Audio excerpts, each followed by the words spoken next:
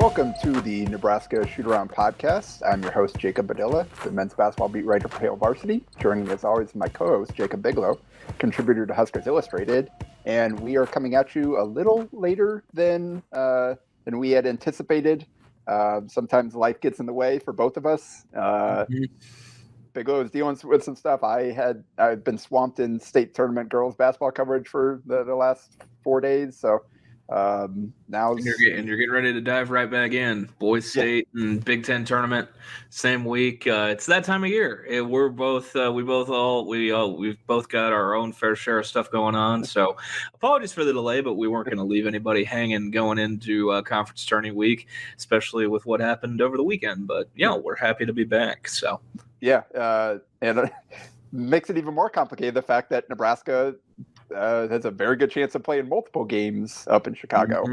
So that's good for Nebraska. Not great for me personally in trying to make everything work, but we will roll with the punches. And Nebraska's heading into the postseason on a high note. The Big Ten bracket is set, but last time we talked was before the Minnesota game. Obviously, they took care of business in that one. It wasn't necessarily the cleanest game Nebraska's ever played, but they got out of there with a 78-67 win, did what they needed to. They had 6 guys in double figures. So that's good to see. Just a lot of different guys contributing. Sam Griesel was really good. Led the way with 19 points, but not in. Again, it was better than their first performance against Minnesota, where it took them to overtime to beat them, but took care of business. Anything you remember from that game that stuck out, or do we want to jump ahead to Michigan State? No, I mean, they just kind of kept them at arm's length throughout. It was never really in doubt. They just kind of, like you said, it wasn't the most pretty game, wasn't exactly aesthetically pleasing, but they did their job, took care of business, kept them at arm's length throughout, and got an all hands on deck scoring effort, which is definitely the recipe for Nebraska to have success, is a bunch of guys getting buckets. So and so we talked about kind of the offensive improvement and how they were winning with threes. They went 3 for 16 against Maryland and followed that up with 4 for 15 against Minnesota. And then they went 7 for 23 against Michigan State. So the shooting kind of came back to earth, although that first half against Minnesota or against Michigan State, man, I mean, I kind of that was the lead into my recap. Just like for 20 minutes there, it looked like the seniors were going to get their dream senior day. They were playing at a high level. Everybody, a lot of different guys contributing, just playing well, build up a nice lead with up 12 at halftime, at 38-26. You're feeling great. And then the wheels completely fall off in the second half. Again, we mentioned the 3-point shooting went away. They went 3 for 12. Meanwhile, Michigan State went 12 for 17 from 3 in the second half. Have you ever seen anything like that before? I cannot say that I have. That was probably quite possibly the most ridiculous shooting performance I've definitely that I've seen in person. It was up there with, I mean, it was they just kept coming, and especially I feel like all those Jaden Akins corner threes were all the where they just kept leaving him and he kept hitting them. Those were the real gut punches, at least watching it in real time. But yeah, that second half, man, that was, I mean, a tale of two halves is as cliche and as you can make it, but I mean those first 20 minutes felt like one big Nebraska basketball party. The atmosphere was juiced up, a lot of energy in the crowd. Shots were falling. Casey's hitting shots, getting the crowd into it. Halftime, the kid just hits a half-court shot for a free flight at halftime. Red Panda does her thing, and people are getting doesn't drop any bowls. The people are getting jacked for Red Panda, and then Derek Walker comes out. I think he makes the first shot of the second half on the first possession, and then it was just downhill from there. It was downhill from that point, and it got ugly fast. Yeah. And Michigan State comes out just on fire. They scored on their first 7 possessions, I believe, is what I calculated it as before they finally had an empty one. Nebraska was scoring a little bit early on too. They kind of managed to tread water a little bit, and then it just completely fell apart after that. About the 14-minute mark, they were still up by 10 after a 3 from Casey, and then they did not do much in the next. Yeah, let's see. Yeah, they scored 1 point over the course of the next. 7 minutes and change. Just not. They went 7 minutes and change without a field goal. Meanwhile, Michigan State continued to rain threes, and players talked about. So the thing about Nebraska's defense, and we've seen the good and the bad of it, is they really aren't very good at guarding one-on-one, everybody staying in front of their man and forcing teams into creating tough shots. What they do is they try to chase teams off the line. They steer you into the big guy in the center of their defense. They double team every post touch. And what that does is it constantly puts them in rotation. We've talked about this before on the pod. You're constantly flying around, rotating the next guy. If teams play smart, they play discipline, they understand where the ball needs to go, you're going to get open looks against Nebraska because teams are constantly playing the numbers game. If you can get them out of the traps, if you can get them out of the spots that Nebraska is trying to steer you to. And that's part of what happened is they just found a way to. Nebraska just didn't deal with the actions they were running. They triggered the chain reaction to where somebody was going to be left wide open because they were forcing a double. They were getting downhill, drawing the help defender, forcing them in rotation, skip, extra, open look, that kind of deal, time and time again. And on top of that, Nebraska just in all phases of their defense just weren't as sharp for whatever reason in the second half. The contests weren't as good. They weren't as on time with their rotations. And even when they tried to go zone, Michigan State just kind of put the ball in the gaps really easily and continue to get the looks they wanted. And the players coaches said, yeah, they just like Derek Walker gave credit to Michigan State, obviously, for hitting shots. He said, really good team. You give them open looks, they're going to hit them. And but said it was on them. Like they did not execute the way they needed to in the second half. So part of that was on Nebraska. Part of it's on the design of Nebraska and a bad matchup against a really good 3-point shooting team. Part of it's just Nebraska not playing well enough within the system. And then part of it is just outlier level shooting. Like they had some really good looks early on. And that helps you get your confidence, get you into rhythm. Like it's contagious to where everybody's knocking it down. But as the game went on, they just started firing up heat checks, and those were going in anyway too. Like everything they threw up just seemed to go in the basket. And that's so demoralizing for a team, as no matter what you do, they're hitting shots. And some of those late clock ones where Nebraska did a great job of flying around, and Michigan State just finally pass until they finally get it to the open guy at the very end of the clock, and then you knock it down. Those are just crushing possessions. And you could see, I think, the way that impacted Nebraska in all phases of the game. The contests were less spirited as the game went on. Offense, you saw them pressing. There was a lot of turnovers during that field goal-less stretch where they were just trying to do too much or push, just, again, like pressing, just making some bad decisions, getting too sped up. And so things kind of rolled on them, snowballed. And so you go from up 12 at halftime to a 13-point loss. And it's a shame for those seniors, again, especially the way the game started. They honored 4 of them, the 3 super seniors with Sam Griesel, Derek Walker, and Emmanuel Bandamel. And I wrote an extended senior day kind of advanced story on those 3 and their various paths to getting here and the relationship they shared. They talked quite a bit about that leading up to that game, just how close they become and all that. So I encourage you to go check that out on hailvarsity.com. But Casey Tominaga was also honored because he's a senior. He spent 2 years in junior college, and this is his second year at Nebraska, so he's going to get his degree. And he does have a COVID year available to him if he wants it.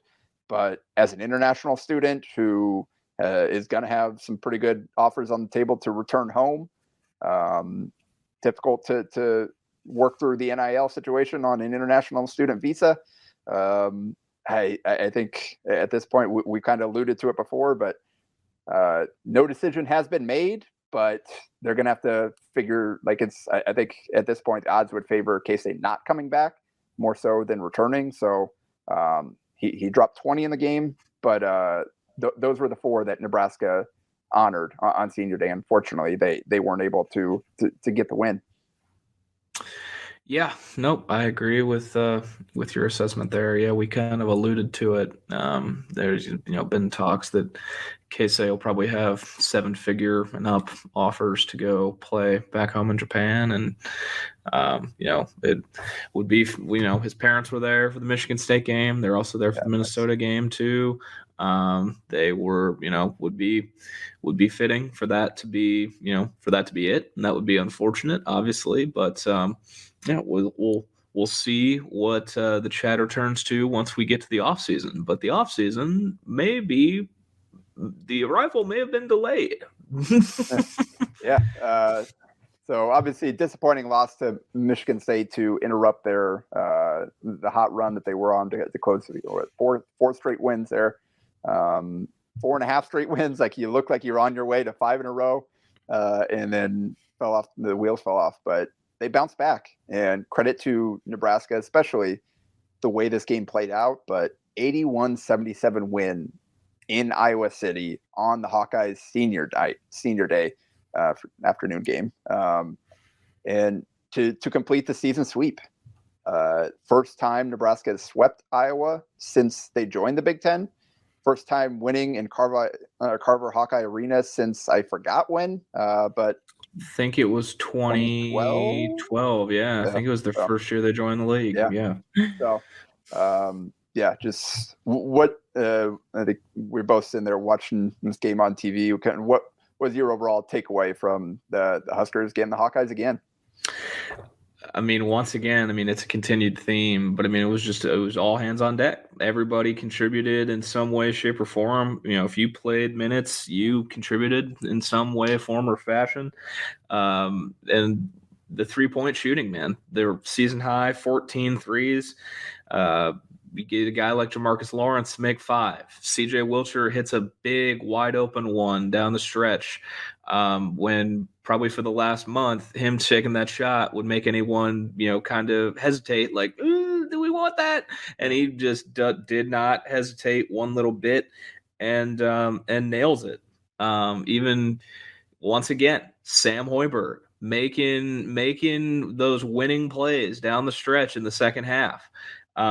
Derek Walker was just shy of a triple-double. 9, 12, and 8 assists, tied his career high there. 9, 12, and 8. That's pretty dang impressive. It was all hands on deck. And if you look at that box score, you see the number of turnovers they gave away, the amount of second chance points they allowed off of offensive rebounds.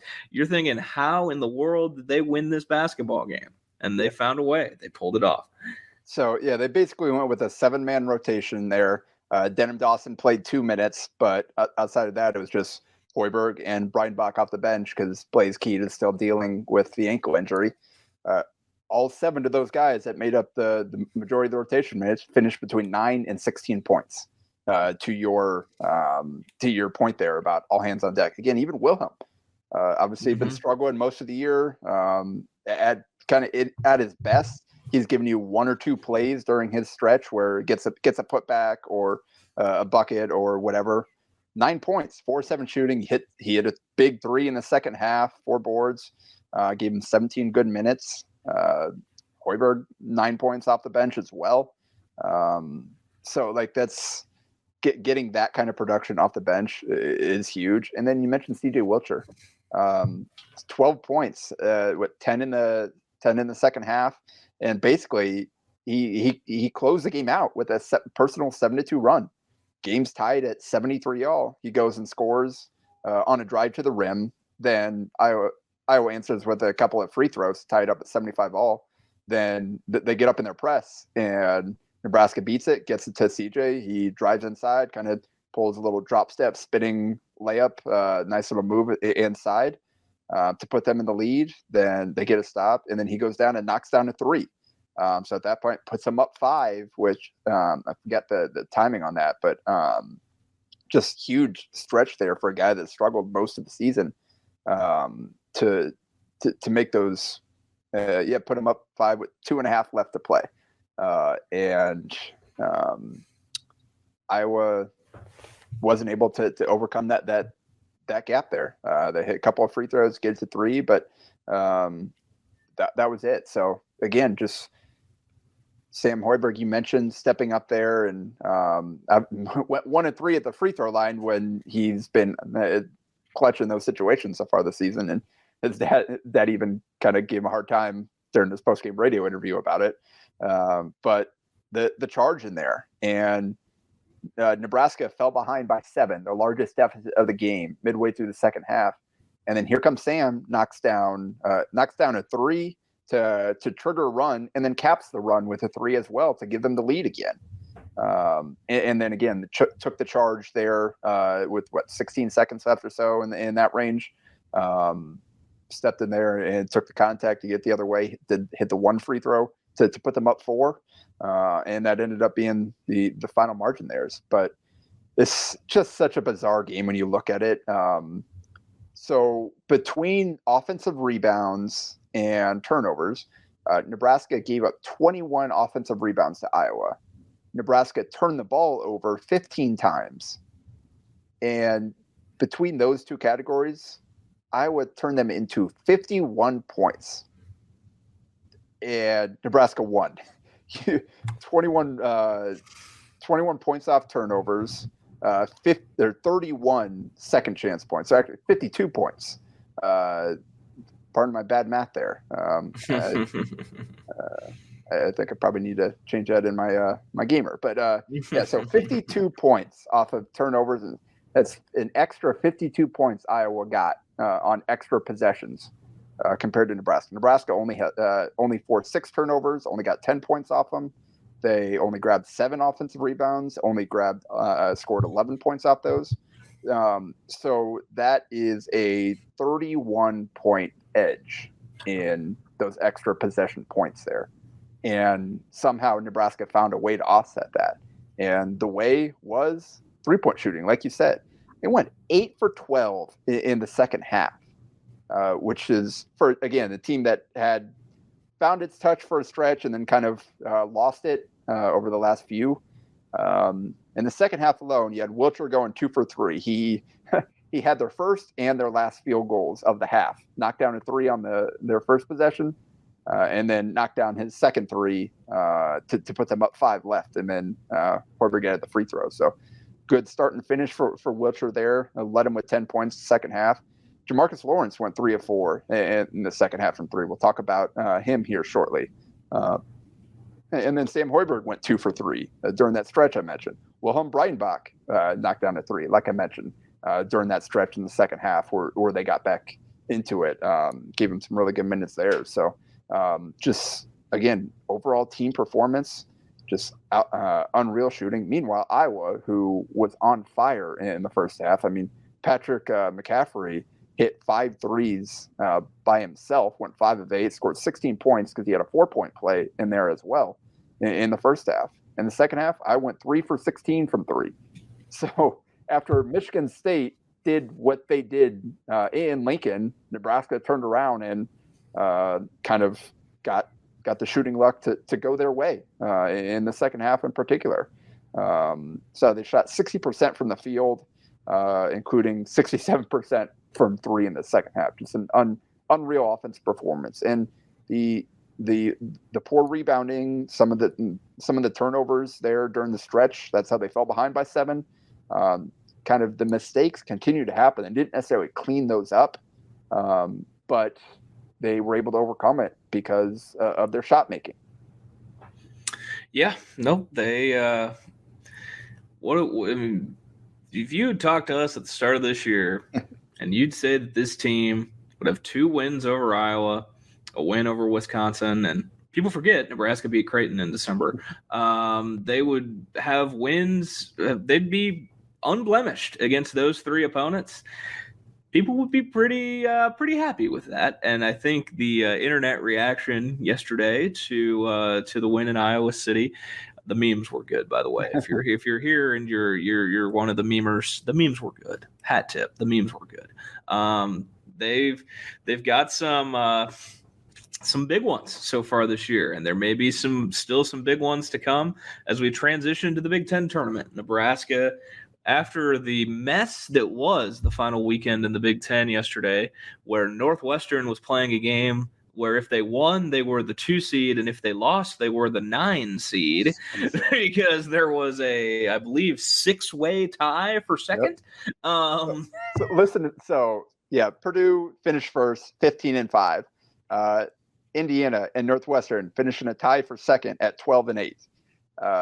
The 4th spot went to Michigan State at 11-8, which, let's be real, that would be 12-8 if would be 12-8. Yes. Yeah, if they had played that Minnesota game. So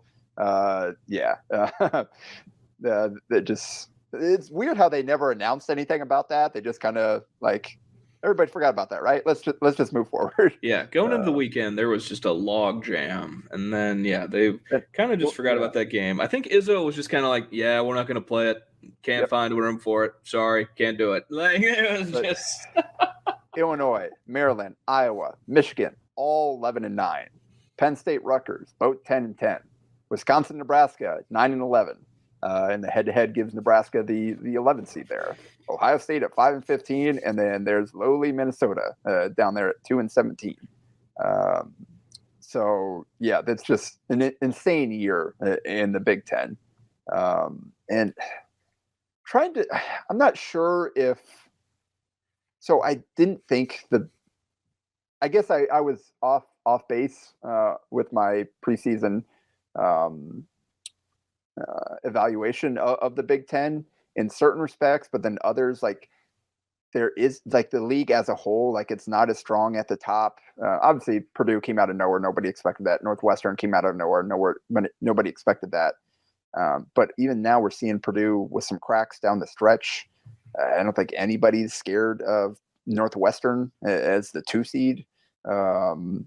So like it's just kind of a weird year. I thought the bottom third of the league wouldn't be as strong, and Minnesota definitely was what I thought they'd be. Mm-hmm. I not shocked by Wisconsin, Rutgers, Penn State, those kind of where they are, all hovering around 500 there. Didn't love the talent on the rosters. Ohio State being second worst in the conference. Did not see that coming. That thing really fell apart on them in a hurry, and they never found a way to put it back together.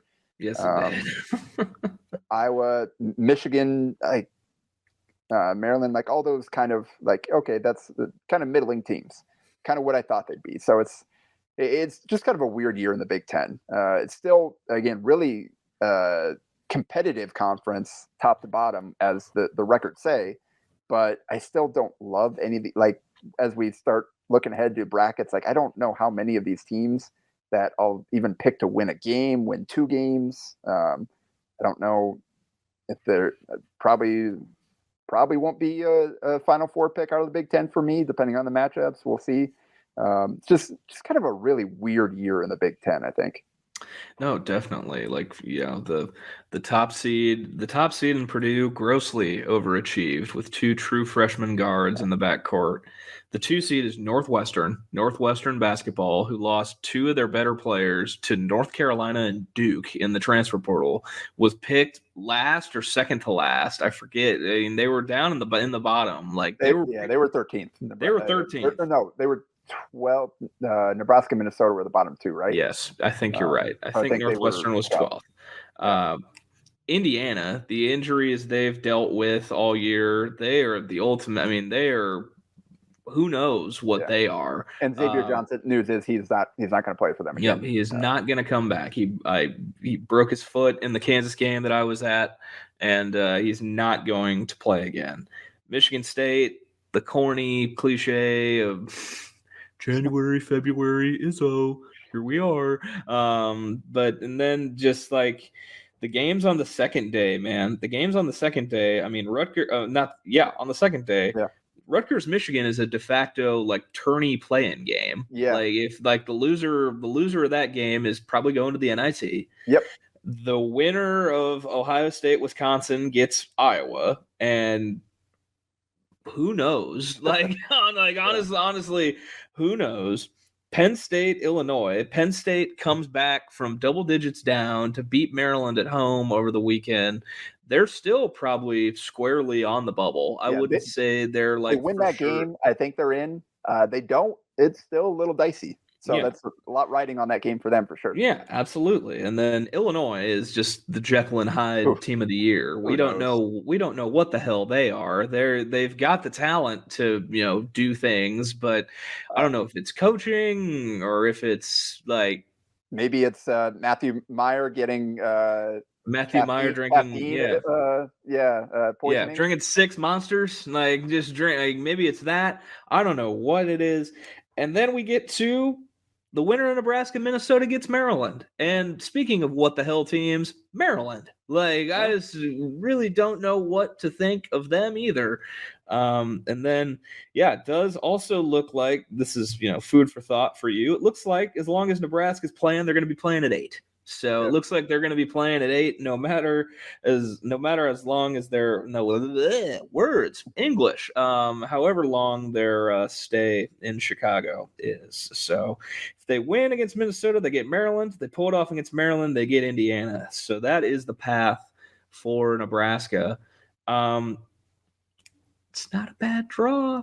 So it's not. Minnesota, you got to take care of business with them again, and you assume they will. So look at the good news is, last I checked, this tournament will not be in College Park. Yes, it will not. 16-1 at home. They are 2-9 on the road and 2-1 in neutral games, neutral site games, which obviously this will be a neutral site game, but that's a small sample size. Although they did beat Miami in Connecticut way back during the early season, so. That was a good neutral site game, but again, Maryland at home, as we saw in the 2 meetings with Nebraska and Maryland this year, completely different team at home than on the road. Yeah. So we'll see kind of what version of Maryland we get in a neutral site. The sample size is too small, but we know it's not going to be Maryland at home. So that is a gettable game. Like we've seen Nebraska beat them already. So there's no reason they shouldn't be able to beat them again if things fall right for them. But they will be the underdog in that game, obviously, as the 11 going up against the 6 if they take care of business. Can't take anything for granted there, but it'll be a great opportunity for them again to stack another win, to kind of further separate themselves from the 500 mark. You beat Maryland, like they're still 20 in KenPom right now. That would be a really good win for them this late in the season, heading into some kind of postseason here, and they are firmly in the NIT mix at this point. If they win that game, it's pretty much locked into, I think, the NIT. Because absolutely, that would put them at what was it? They are at 16 and 15 now, right? Yep. So you give them 2 extra wins there. 18 and 16 if they win 2 games there and then lose to presumably if they lose to Indiana, should be a tough matchup there, especially after 2 games in the previous 2 days. But 18 and 16 with some of the wins that Nebraska has, I think you're feeling good about an NIT selection. Absolutely, and that's nothing to turn your nose up at either. I think that's Especially with definitely this group, these seniors for sure. Yeah, definitely. And like I've alluded to it on my, you know, some of my radio spots. I've alluded to it on this podcast. The thing about the NIT is if you want to be there. It's if you want to be there and if you want to play. And I'm fully convinced that if this team goes to the NIT, they're going to be all in. They're going to be bought in. They're going to want to play. They're going to want to win. So it'd be interesting to see what they could do in the NIT. I totally agree that I think if they win two, they're for sure in. Biggest thing if you're a Nebraska fan at home to root against, you need mid-major one seeds to win their conference tournaments. That is definitely the biggest thing you're rooting for right now. I think there's already been not all, but I think there's been at least 3 mid-major conference tournament winners that weren't the 1 seed.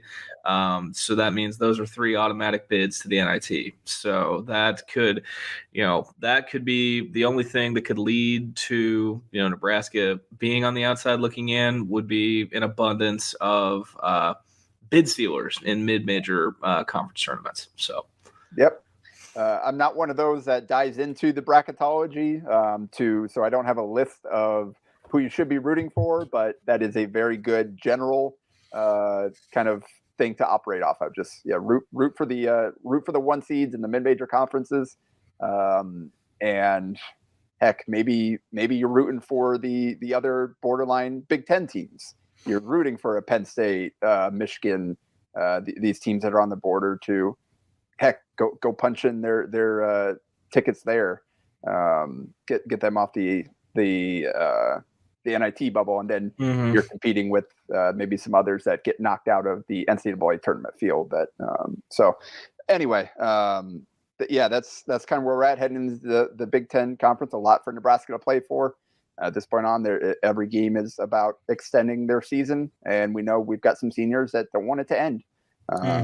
So that'll, like you said, the late games this week, playing on Wednesday, they win, they'll play Thursday late game again. And then from there, we'll see what happens. But there was some news this week. I think first we'll start with the news of their foreign trip. They are heading to Spain in July. What years were you there again? Remind me. I was a part of the program from the fall of 16 to the winter of 19. So yep, so I did not. Missed, I didn't. Yeah. Yep, just missed. Previous, yeah. Yep. I was right in the middle, stuck in the middle between the foreign trips. Yeah. I think the last time they went to Spain, I think I saw Husker Hoop Central say that it was Glenn Watson, Michael Jacobson, and Ed Morrow's freshman year. Was when they went to Spain. Yep. So yeah, I came in the year after that. Heard some good stories about that trip though. There was. But yeah, it's a thing that these programs get to do every 4 years. Go on the foreign trip. Obviously, be a little different. Fred's first year with a brand new team, they went on the trip to Italy.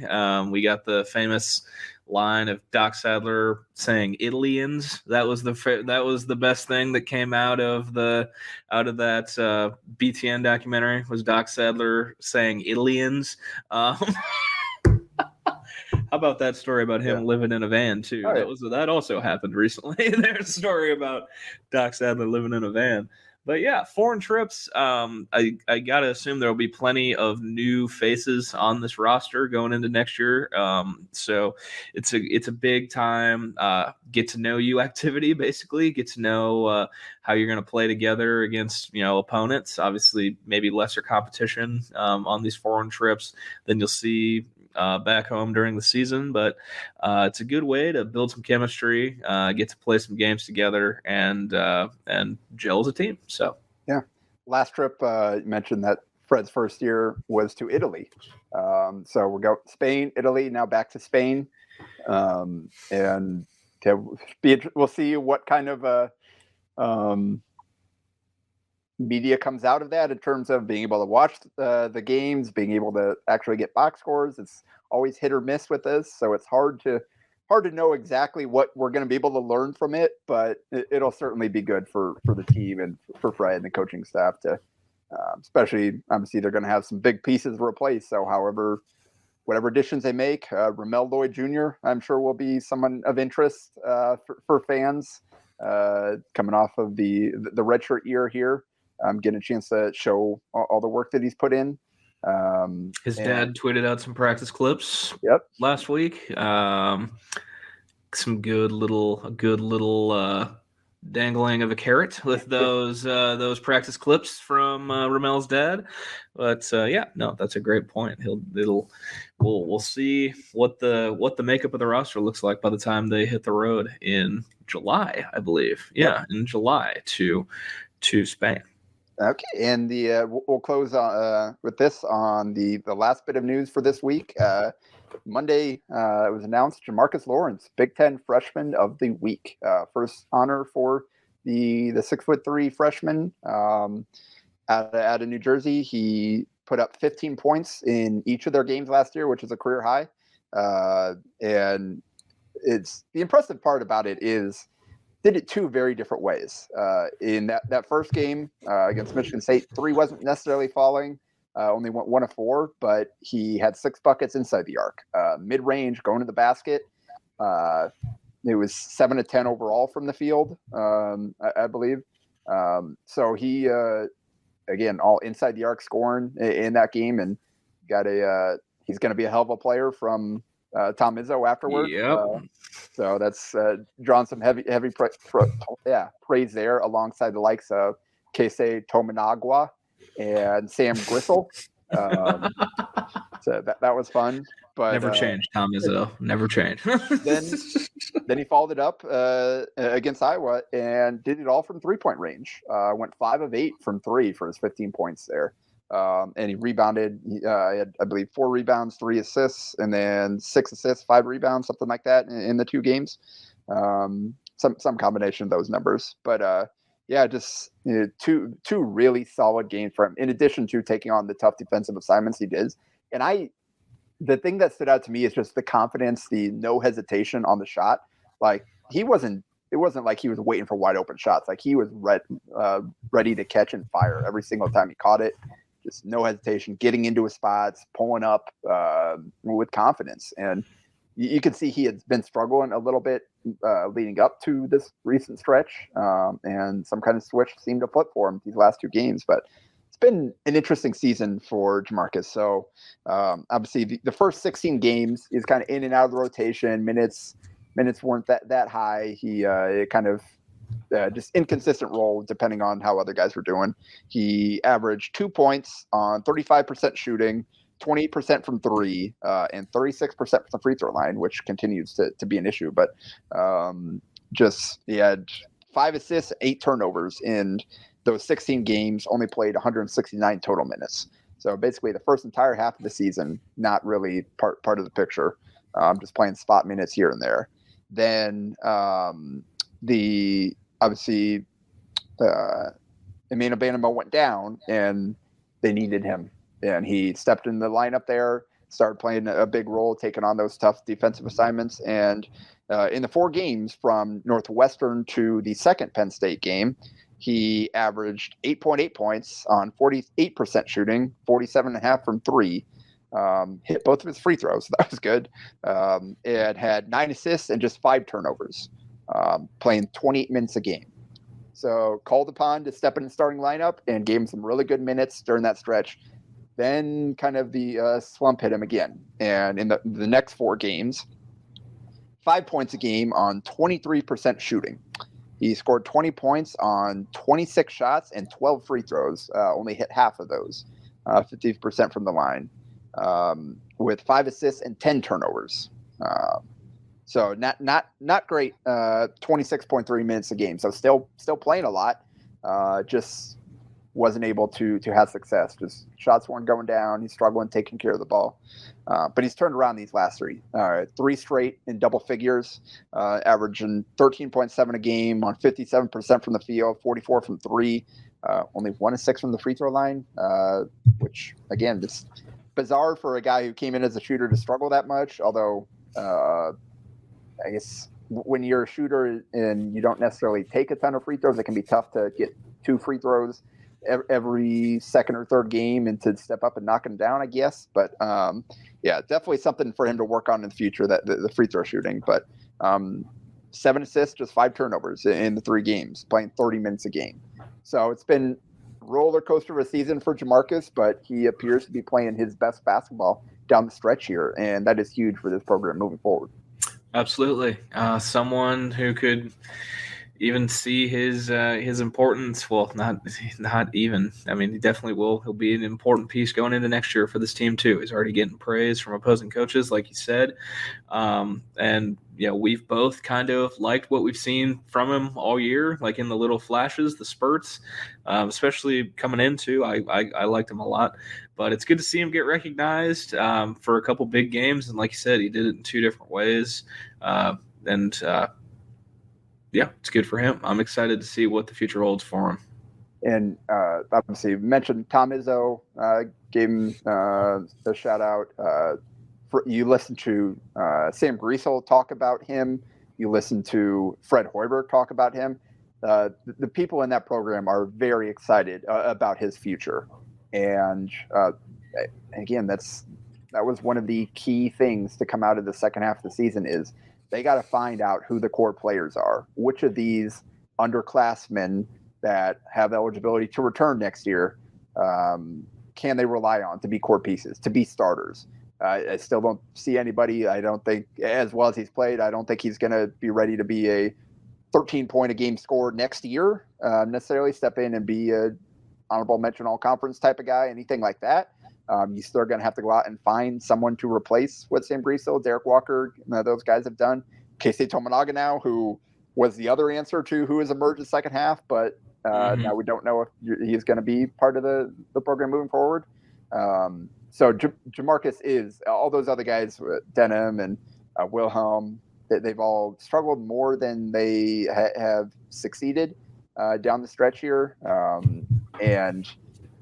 So Jamarques is the one guy that has really taken advantage of this opportunity and looks to be a piece that you can build around, that can plug in as a starter next year, depending on how the roster shakes out. And that was huge because 10 games ago, I don't think any of these guys looked like somebody that you could be excited about. And now Jamarques, I think, is legitimately giving fans a reason to okay, this kid, they may have something here with him.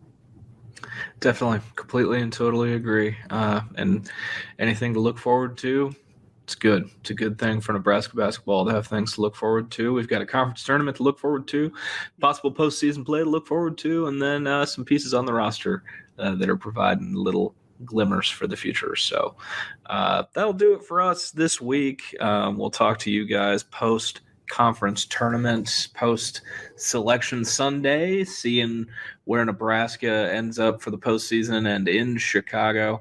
Unfortunately, neither of us are going to be making the trip out. You, like we alluded to earlier, you've got Boys State Tournament week this week.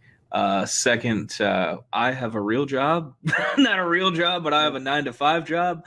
So I will be watching from home these 8:00 tips going through the week, but you can follow us both on Twitter. You can follow my co-host at Jacob Padilla _, and you can follow me on Twitter at Jacob A. Bigelow. Check out Jacob's work at hailvarsity.com. You can stay tuned for the next issue of Huskers Illustrated for my next column that I'm working on, talking about the state of the program. And just follow along for updates. We appreciate you sticking with us through a pause. We're just busy. We're just busy this time of year. We're basketball guys and it's March. We're busy, but we appreciate you guys sticking with us. And until next week, this has been the Nebraska Shootaround podcast.